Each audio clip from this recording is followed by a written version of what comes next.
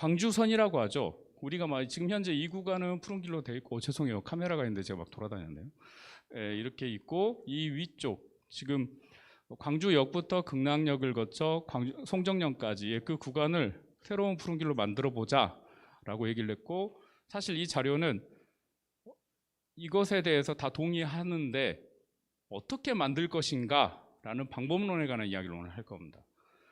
아시다시피 광주역은 광주역 개통되고, 그리고 구 역사에서 영업을 구 역사가 한 이 정도 되죠. 지금하고 위치는 다르니까 이 정도 될 건데, 그곳에서 1922년 개통해서 여러 가지 역사들이 쭉 있었고, 이후에 사실은 좀 이따 말씀드리겠지만 이 광주시가지를 관통하는 기차 노선에 대한 불만들이 굉장히 많았습니다. 거의 반세기 동안 진행되어 왔었고, 지금까지도 진행되고 있고요. 그거를 수정하지 못한 채 지금까지 왔었고요. 그렇습니다. 그 역사의 변화인데, 아시다시피 철도가 교통로로서는 최고의 수단이기도 하고 좋습니다. 하지만 시가지를 관통하고 있기 때문에 나타나는 여러 가지 문제들이 있습니다. 여기 보시면 이렇게 시가지를 관통하기도 하고, 이 보시면 여러 가지 관통으로 인한 안전 문제나 그리고 소음, 분진, 대책 이런 문제들이 발생을 하죠. 그래서 사실상 옮겨달라는 요구들은 끊임없이 있었는데, 그렇게 해서 광주역부터 효천역까지 이르는 구간이 먼저 우리가 다 알다시피 여러 가지 역사를 통해서 폐선이 됐고요. 그 과정에 대해서 스토리가 궁금하신 분들은 사단법인 푸른길 홈페이지에 들어오시거나, 아니면 학술적으로 좀 더 공부를 하고 싶으시다 그러면 아까 중간에 잠깐 사회를 봐주신 환경동연합 이경희 사무처장님의 석사학위 논문을 보시면 누구보다도 자세히 아실 수 있고요. 그 운동의 과정을 좀 더 보시고 싶으시면 조시상 교수님이 쓰셨던 책이 있는데, 제가 책 제목을 죄송해요, 잊어버렸어요. 또 있습니다. 그런 운동의 역사들이 자랑스럽게 기술되어 있으니까 그걸 보시면 될 것 같습니다. 왜 제가 그 말씀 드리냐면, 제가 그걸 보고 공부를 했거든요. 자, 제가 광주역에 관련된 이야기를 잠깐 하려고 합니다. 아까 서두에서 잠깐 몇 분이 얘기를 해 주셨는데, 사실 이 광주역이, 제가 일부러 이 사진을 갖고 왔거든요. 우리가 보통 앞에서 볼 때는 광주역을 이렇게만 보기 때문에 별로 넓은 곳이라고 생각을 안 해요. 근데 실제로는요, 이게 겨울에 찍은 사진도 굉장히 넓습니다. 이 일대 블럭을 다 담고 있죠. 이 공간을 그대로 교통의 중심지로 둘 것인지, 아니면 기능 전환을 통해서 다른 용도로 쓸 것인지를 고민을 해야 됩니다. 그 이야기들을 이제 할 거고요. 근데 오늘은 이제 푸른길 확장에 관한, 더하기에 관한 이야기이기 때문에 이걸 뭐 깊이 있게 얘기할 건 아니지만, 결국은 이 부분도 나중에 고민을 해 주셔야 되는 거죠.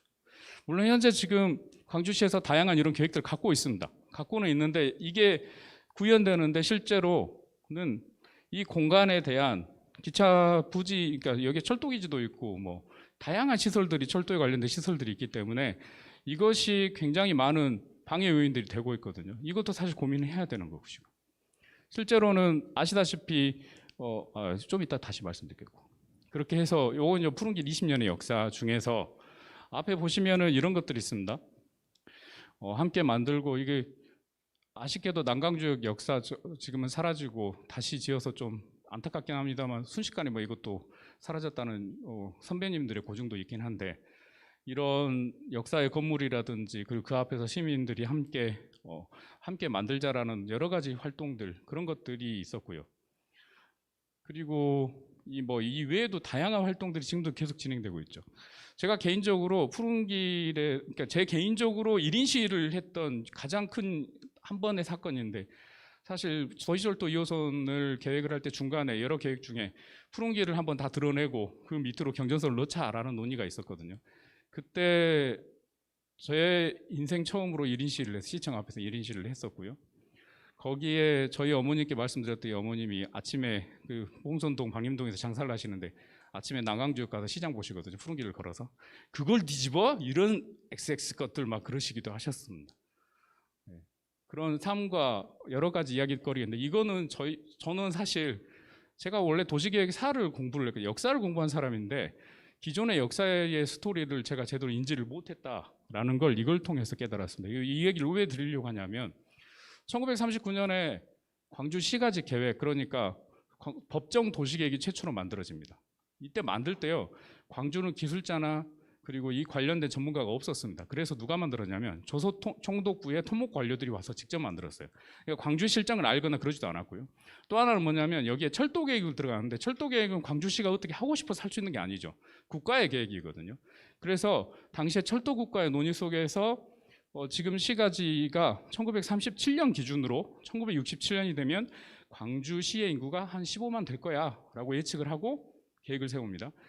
그런데 문제가 뭐가 발생하냐면 1967년이 되어 보니 한국쟁전이 있었죠. 사회적 혼란기가 있었죠. 농촌에 있던 사람들 대거 도시로 이주하죠.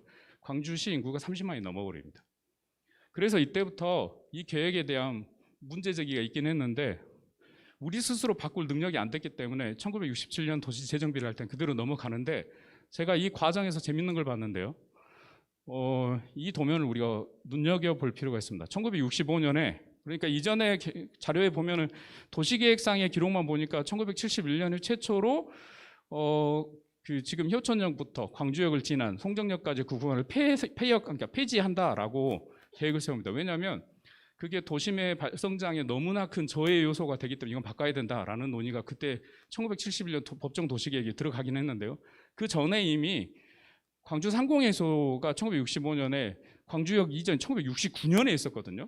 이전하기 전부터 의견을 냅니다. 이 구간에 기차가 들어가면 안 돼요. 이렇게 되면 광주의 발전에 저해를 합니다. 절대 안 돼요.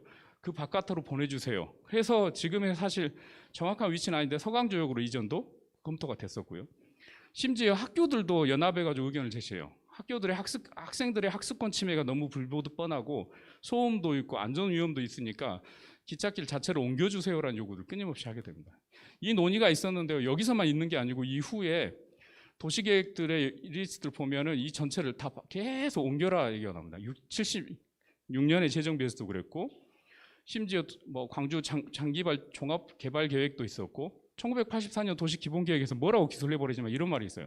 광주시가지 중심부를 관통하는 철도 이설은 불가피하나 철도 및 역사 이전에는 막대한 재원이 소요되므로 장래 2번 다시 이설하는 일이 없도록 장기적 안목으로 계획할 것. 이렇게. 이 말은 뭐냐면 1969년에 광주역을 이전하는 거 광주 시민들은 원하지 않았다는 겁니다. 광주에 있는 전문가들이나 시민들은 원하지 않았지만 국가의 계획에 의해서 그렇게 옮겨져 버린 거죠. 그래서 2번 다시 같은 일이 반복되지 않도록 요구를 했던 겁니다. 하지만 1995년에 도심철도 이설 1단계는 추진이 됩니다. 그런데 철도청에서 광주역 폐역에 대해서는 인정하지 않았고, 그리고 광주역부터 극락역을 거쳐서 광주 송정역까지 가는 구간은 존치하고 나머지 푸른길의 구간, 그러니까 광주역부터 효천역 구간은 폐지하는 걸로 그렇게 결정이 돼버립니다. 사실 이게 안타까운 건데요. 지방자치 시대이기도 하고 도시계획을 시민의 주권으로 해야 되긴 하는데 실제로 이렇게 거대한 국가 인프라의 계획에 대해서 시민들이 제대로 목소리를 낼 만한 장치나 여력이 없다라는 거죠. 그게 상당히 좀 문제가 되기도 하고, 사실 그 부분은 지금도 그렇습니다.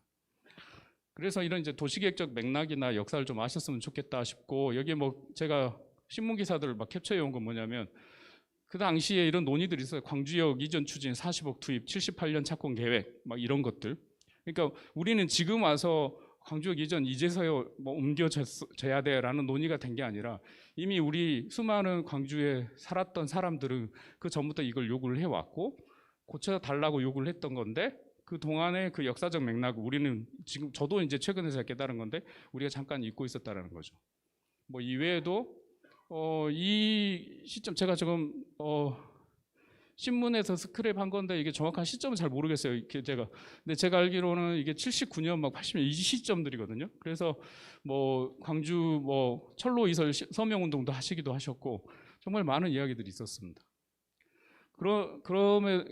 그렇게 해서 결국은 하여간 아까 조진상 교수님 말씀하신 1997년부터 2000 사이에 엄청난 논의와 운동이 있었고, 그걸 2000년에 푸른길을 만들기로 결정을 하게 된 그런 연결고리가 된 거죠. 그것이 좀 더 확대되지 못하고 정체된 것이 안타깝긴 하지만 오늘 이 자리에서 이렇게 논의할 수 있게 된 건 정말 소중한 일이지 않을까 생각을 해봅니다.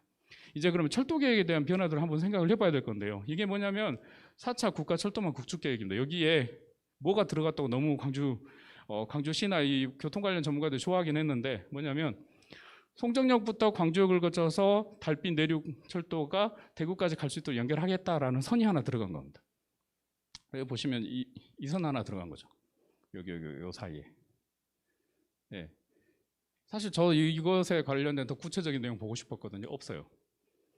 재원이 얼마 들어간다고 추정을 해요. 근데 그것도 그냥 추정이에요. 어떻게 계산했는지도 모르겠고. 사실 이 구간은 완전히 지화하지 않으면 불가능하거든요. 기차가 안 다니는 구간이고. 근데 이거에 들어갔다고 너무 우리가 자축하고 좋아하는 분들을 봤습니다. 그 부분 좀 생각을 해봐야 될 것 같고요. 그렇습니다. 지금 현재 철도 계획은 이렇게 돼 있고, 참고로 여기 지금 송정역부터 밑으로 쭉 내려온 보성까지 연결되는 구간이 지금 굽이굽이 막, 이게 사실은 일제강점기부터 지금까지 계속 썼던 구간이거든요. 근데 이 구간을 이제 직선을 하는 걸로 지금 바꿔서 계획이 들어가 있습니다. 이건 참고로 아시면 될 것 같고요. 자, 잘 아시다시피 광주선 여기 다 타보셨고 답사까지 다 다녀주신 분이라 뭐 깊이 설명드릴 건 아니지만 이게 복선이 아니죠. 단선이죠. 지금도 부하가 굉장히 심각하죠. 부하라는 게 뭐 일단은 운행을 시작하면 다른 기차가 들어올 수가 없으니까 그 문제가 있죠. 그리고 광주선의 주변 지역에 지상 복선화가 사실은 불가능하죠. 왜냐하면 그 주변이 다 지금 이제 집들이 있기 때문에 건물들이 있고 그 구역 자체를 복선으로 만든 건 불가능하죠. 그러면 지하하는 수밖에 없는 문제가 생기고요. 그래서 좀 이제 뭐 사진을 가지고 우리가 이 일대의 경관이나 내용들 한번 봐볼 필요가 있는데 이게 광주역부터 해서 쭉 이어지는 극락역을 거쳐서 광주 송정역까지 아마 잘 아시겠지만 이 A1부터 지금 이 구간 그러니까 A1부터 쭉 가는 B2 구간까지는 그나마 주택가가 좀 있고요. 그리고 여기 C1부터 그 극락역에 이르는 이 구간에는 사실상 거의 논밭에 좀 가깝죠. 왜냐하면 영산강의 천변 부지기도 하천 부지기도 하면서 동시에 여기가 광주역 그러니까 광주공항 때문에 만들어진 고도 제한이 있기 때문에 건물들이 들어가기 쉽지가 않아요. 그런 여러 가지 문제 때문에 비어 있는 공간들이 좀 있고 그렇습니다. 뭐 사진으로 좀 자세히 보시면 광주역부터 동운고가까지 구간입니다. 여기는 좀 안타깝게도 기차가 안전하게 이동할 수 있게 도로 그러니까 한 4m 정도 올라가 있죠. 그래서 방음벽도 있고 철저하게 단절되어 있고 중간에 이동을 하려면 이렇게 굴다리라고 하잖아요. 우리가 막 이렇게 진행할 수밖에 없게끔 되어 있고 심각한 단절 현상도 있고 또 좀 가다 보면 이렇게 아직도 기차가 지나가는 건널목도 있고요. 그렇습니다. 그리고 이제 우남동, 독림동 거쳐서 극락강역으로 가게 되면 이제 주택가를 좀 벗어나긴 하는데 그래도 일부 지역에서는 이렇게 방음벽이 이렇게 있고 그리고 사실은 푸른길을 만들고 나서 그러니까 부동산을 하셨던 분들 얘기를 들어보니까 재밌는 게 지금 현재 푸른길을 만들고 났더니 재밌는 현상들이 예전에는 집들이 기찻길을 등지고 대문들을 다 냈는데 반대로 이제 그러니까 푸른길 쪽으로 대문을 내더라. 그러니까 그 도시 활성화나 아예 면모를 아예 바꿔버리는 형태까지 되어 있는데요. 여기도 보시면 이제 물론 이제 문은 이렇게 되어 있습니다. 문 열고 나왔는데 바로 방음벽이 딱 있죠. 그러니까 답답한 그냥 주거 공간의 현실을 딱 보여주는 거고 그렇습니다. 그 위에 이제 아까 말씀드렸던 대로 이 구간을 넘어가면 다 이제 뭐 영산강변을 지나가다 보니까 주택가보다는 이제 녹지들이 있긴 하죠. 그리고 이 다음에 이 구간은 이게 이제 여러 가지가 중복되어 있긴 한데 사실상 저는 이렇게 생각해요. 이 구간이 알려지지도 않고 방치된 구간. 심지어 최근에 어떤 분이 푸른길 더하기에 단톡방에 올리셨는데 극락강 영천가 보셨다고. 대부분 잊혀진 공간들이 되어 있는 것이죠. 다행히 그 역사가 아직도 그러니까 그러니까 활용은 안 되고 있지만 멋있게 잘 만들어져 있어서 많은 분들이 좋은 공간으로 쓸 수 있지 않을까라는 생각은 해보면서 아무튼 이 공간들이 이렇게 지금 구성이 되어 있습니다. 자 이제 이 말씀을 먼저 드릴게요. 저는 사실 오늘 세 가지의 방법론을 얘기할 건데 저는 세 번째 방법론을 이야기하는 사람입니다. 폐선을 주장을 하고 지하화도 안 된다라고 생각하는 사람 중 한 명입니다만 그래도 이 자료를 준비하는 과정에서 여러 전문가들의 의견은 여러 가지들을 객관적으로 좀 얘기를 해주었으면 좋겠다라고 하셨기 때문에 그렇게 얘기를 할 건데요. 이것은 경의선 숲길입니다. 저 이거 보고 웃겼던 게 제가 서울 가면 경의중앙선을 자주 가거든요. 제 사무실 가려면 이쪽을 가야 돼서. 그런데 더 웃긴 건 이게 그러니까 이 경의선 숲길이 위에 있다는 건 상상도 못했어요. 바보 같은 이건 예. 그러니까 뭐냐면 그냥 문산부터 용산까지를 복선 전철화 사업을 하면서 도심 구간에 복선을 하려고 보니 한계가 있으니 지하를 해버린 거죠. 그리고 나서 위 공간이 남으니까 서울시 보고 알아서 하고 했더니 서울시가 그때 당시에 박원순 시장님께서 457억 원을 투입해서 공원으로 만들어버린 거죠. 광주는 푸른길을 2000년에 결정하고 나서 최종 완공이 아마 2016년 정도로 기억을 하는데 거의 16년 동안 긴 시간 동안 일종의 시민들과 행정과 좋은 말로는 협치지만 나쁜 말로 하면 서로 싸우면서 어떻게든 만들어보려고 노력했던 그 과정들이 있는데 이곳에서는 뚝딱 하늘에서 떨어졌거든요. 이유가 어떻든 근데 여기 가보시면 아시겠지만 핫플레이스입니다. 정말 많은 사람들이 여기서 뛰놀고 놀고 물장구도 치고 놀 수 있는 그런 공간들을 만들어버렸죠. 이게 너무 좋고 그러니까 푸른 길을 보고 본 딴 거죠. 본 따서 만들었는데 이게 너무 좋으니까 이후에 이런 일들이 벌어집니다. 예. 좀 더 설명드리면 수인선 수원 구간 2.9km 구간도 이게 도심에 많은 철도가 막 지나가고 하니까 이것을 지하화한 구간들이 있고요. 원주하고 강릉선에도 일부 있고요. 제가 또 기록을 찾아보니까 순천도 그 일부 구간이 있는데 순천의 경우에는 산이 있어서 어쩔 수 없이 지하를 했고 목포의 경우에도 목포역에서 나와서 일부 구간이 한 1km 못 된 것 같아요. 800m 구간이 지하화되어 있긴 합니다. 이런 사회를 제하고는 사실은 앞서 경의중앙선 정도, 경의선 숲길이 엄청나게 좋은 사례였고 서울에서 너무 잘 뛰고 이게 너무 큰 효과가 있으니까 전국적으로 지하화 바람이 불기 시작합니다. 그래서 서울시에서는요. 서울역부터 삼각지, 용산, 한강에 이어진 용산역 가보시면 아시겠지만 서울 한복판에 엄청나게 큰 역사가 있고 그게 또 복선화돼가지고 엄청나게 많은 기차들이 다니고 그 용산역 근처에서 아마 숙박을 한번 해보신 분들은 잠자기 힘드실 거예요. 너무 시끄러워가지고 진동까지 느껴지고 하여간 그런 구간들을 지하화하자라고 해가지고 지금 지자체 차원에서 계속 중앙정부에 오퍼를 하고 있어요. 예산을 달라. 우리 이거 할 테니까. 부산시는요. 부산시도 경부선 지하 지금 시가지를 관통하고 있기 때문에 해야 된다라고 하고 있고 대전의 경우에 잘 아시겠지만 교통축이다 보니 호남선하고 경부선이 도심을 관통하고 있습니다. 그래서 이것도 지하화해달라 했는데 부산하고 대전이 최근에 실망했던 건 제4차 국가철도망 계획에 아까 제가 말씀드린 그 계획에 이게 포함이 안 됐어요. 이제 실망을 했는데 끊임없이 계속 얘기를 할 거예요. 이거 지하화해달라고. 대구시도 하고 있고요. 제가 밑에 윤석열 정부의 경기지역 공약사항 이걸 일부러 넣어놨는데 경부선 당정에서 서울역 구간 여기 보시면 이 구간에 32km인데 16조 700억 그냥 추산입니다. 이거 그냥 그리고 뭐 다른 구간에서 4조, 3조 이거 다 더했더니 20조, 23조, 24조 정도 됩니다. 이 24조가 되는 그러니까 뭐냐면 정말 좋은 모델들을 보다 보니까 이거 전국적으로 다 하고 싶은 거예요. 근데 문제는 이 금액이 엄청나지 않습니까?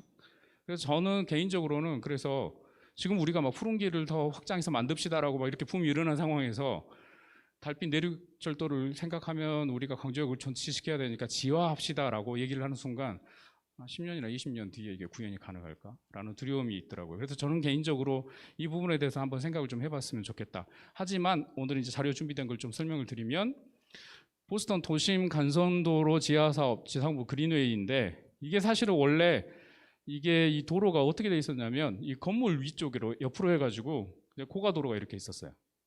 이런 식으로 차들이 엄청나죠. 이렇게 다녔는데 이건 아니야 라는 생각 속에 이걸 지하로 밀어 넣어버리고 이 구간에 공원을 만든 거죠. 이거를 전체적으로 쭉 보시면 이렇게 되는 겁니다. 건물 옆으로 해갖고 딱 선형 녹지가 이렇게 만들어지는 거죠.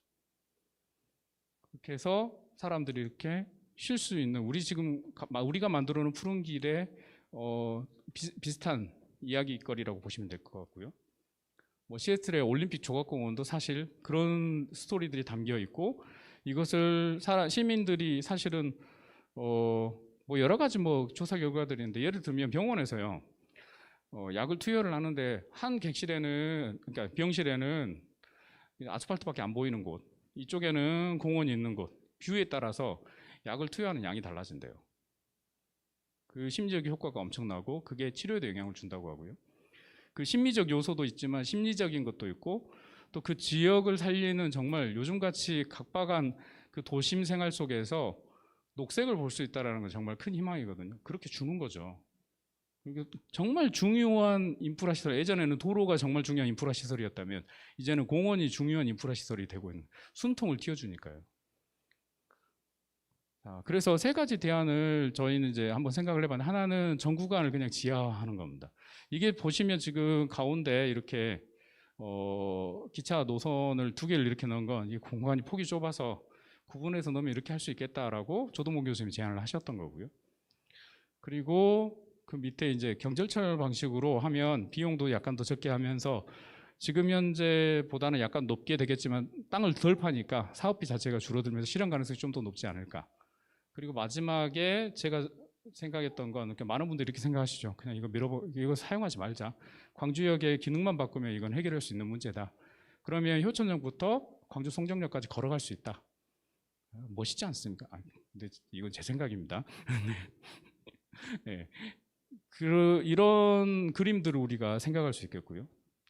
그래서 사실 지금 이걸 저도 이제 이 자료를 보면서 많은 공부가 됐는데, 이 지하 구간의 현재 특성, 공원 조성의 예시, 이게 도시계획도를 가지고 보여드리는 건데, 여러 가지 분석들을 해본다면, 예를 들면 지금 현재 그 광주선, 그러니까 광주역부터 극락각역까지 사이의 이 구간들을 보시면 인구 분포를 보면은 상당히 고령화된 게 많습니다. 그러니까 고령화된 부분이 있고, 독림동 지역만 아파트 단지가 있어서 청소년 인구가 많은 편으로 나타날 뿐이고요. 여기 보시면 요 가운데 요 지역만. 그러니까 나머지는 상당히 고령화되어 있고 주거도 노후화되어 있고 개선이 필요한 상황인데, 이걸 사실 요즘 도심 재생 사업 막 하면서 뭔가를 살려보려고 하는데, 이런 예산 투입보다는 사실은 이곳에 공원 하나만 제대로 들어갔을 때 그 지역이 그냥 자연스럽게 살아날 수가 있거든요. 요즘 우리가 푸른길을 통해서 이미 봤으니까요. 그렇게 보실 수 있겠고, 그다음에 여기에 이제 교차로하고 교통 인프라 부분인데, 여기 노란색이 버스 정류장이고요. 그 주황색은 도시철도 2호선. 그다음에 여기 좀 파란색 계열로 된 건 2호선 이제 1단계 구간인데, 사실은 여기 보시면 아시겠지만 가운데를 지나는 이 부분에는 지금 현재 버스 정류장만 존재하고 있고 이런 교통이 있는데, 자세히 보시면 철로 때문에 다 이게 단절돼 있죠. 이 단절이 무조건 나쁜 건 아닌데 걸어서도 이동이 좀 불가능한 것도 많아요. 그러니까 저는 차가 이동하는 것이 도시에 좋은 영향을 준다라고 생각하지는 않는데, 걸어서도 이동 못하게 하는 건 아예 그냥 혈관을 막아버린 거라고 생각합니다. 그러니까 이런 단절축은 문제가 있는 것이고 이걸 개선할 필요가 있다고 생각을 하고요. 또 이제 사회문화시설도 보시면 이쪽 광주역을 지나서 이쪽, 그러니까 아까 말씀드린 독림동이나 이쪽 지역까지는 좀 있는데 이 뒤로 넘어가면 갈수록 좀 듬섬듬섬하게 있습니다. 이 말은 뭐냐면 이쪽 지역들이 상대적으로 아직 좀 부족한 부분이거나 아니면 노후화되어 있거나라고 생각할 수 있는데, 이거는 한번 검토를 해봐야 되는데, 경로당이나 복지시설은 이쪽에 더 있고요.